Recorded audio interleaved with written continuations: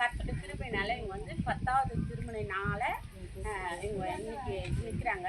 எங்களுக்கு வந்து எல்லா விதமான சொல்லுவாங்க இல்லையா, திருமணம் ஆகும்போது கூட இவங்க வந்து 16 பெற்று பெருவாழ்வு வாழணும்னு சொல்லி இல்லையா.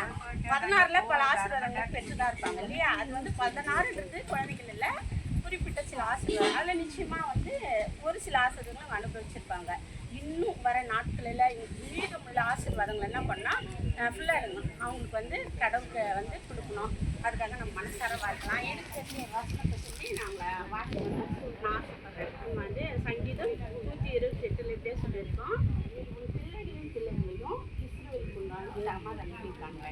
அது முன்பு ஒரு வசனம் இருக்கும், உன் மனைவி உன் நம்பிக்கையோடங்களை கவிதமும் திராட்சை கொடி போல் இருப்பார், உன் பிள்ளைகள் உன் பந்தியை சுற்றிலும் ஒலிவ மர கன்றுகளை போல் இருப்பார்கள் அப்படின்னு சொல்லிட்டு. அப்படின்னா அவங்களுக்கும் உங்கள் மனைவி எப்படி ஆசீர்வாதமாக இருப்பாங்க.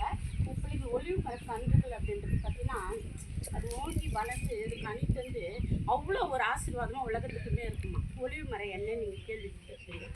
அது போல தான் உங்கள் பிள்ளைங்களும் ஆசீர்வாதமாக இருக்கணும்னு நாங்கள் மனசார இது நான் சொல்கிறதில்ல, எல்லார் மூலியமாகவும் சாப்பாக நான் அது சொல்கிறேன்.